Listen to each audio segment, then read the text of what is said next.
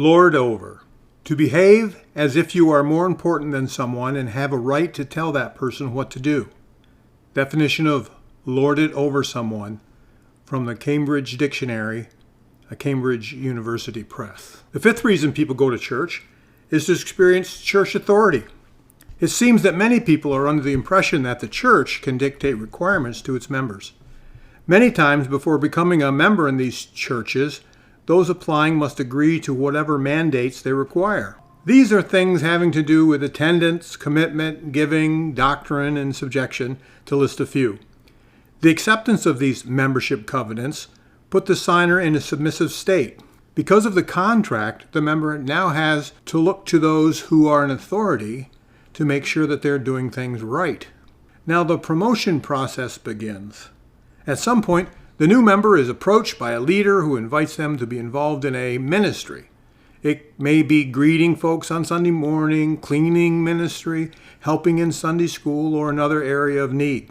These things in themselves are not wrong. The fact is, that member is trapped in their commitment. This is not the Christian experience. Members in this scenario serve the business, not the church, in the name of Christ. Because of tradition, many accept this as a picture of the church. There is no church authority. There are only brothers and sisters who serve, because Jesus is the head of his body. He's alive and desires to have relationship directly with us.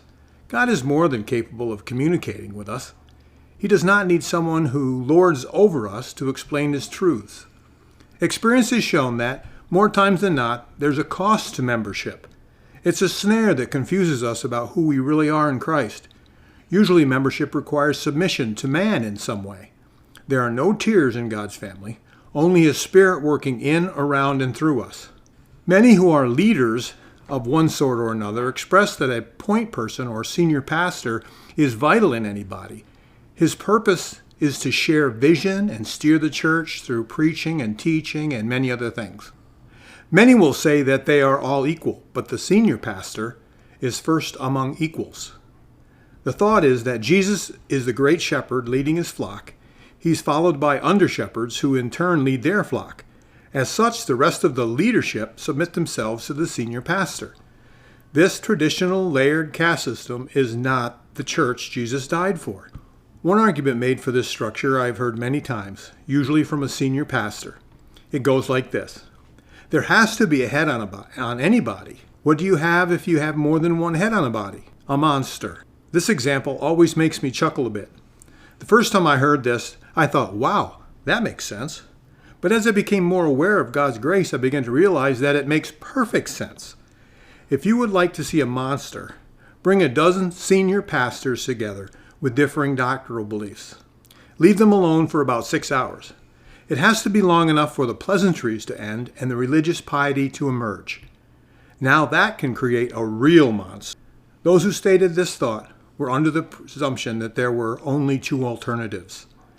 In the world, yes. But in the heavenlies, there's only one way, and that's God's way. Matthew 20:25-28 states, "But Jesus called them to him and said, 'You know that the rulers of the Gentiles lord it over them, and their great ones exercise authority over them. It shall not be so among you. But whoever would be great among you must be your servant, and whoever would be first among you must be your slave, even as the Son of Man came not to be served, but to serve, and to give his life as a ransom for many.'" Leadership in the church, the elders and the bishops and the like, are not leaders as the world thinks. They are what new creations look like. These men and women are living the Spirit life in public, and it shows. Their life shouts, "I've been saved. I'm a new creation. I'm free. Nothing can separate me from his love. I will be in heaven someday." These individuals are ready to come alongside you as you realize this new life, to encourage you, to share with you, and to provoke you into righteousness. As God's children, we live inhabited by the very Spirit of God. We're never out of his care or presence. Let your character, your moral essence, your inner nature, be free from the love of money, being content with what you have. For he has said, "I will never, under any circumstances, desert you, or give you up, or leave you without support, nor will I in any degree leave you helpless. Nor will I forsake or let you down or relax my hold on you." Hebrews 13:5. As I have expressed previously, all believers compose Christ's body on the earth. Our opportunity as members of his body is to live with, serve, learn from, and enjoy the many members as we grow together in this world. The only authority we answer to is that of Jesus through his Spirit abiding within us. That authority is not worldly demands, but heavenly grace.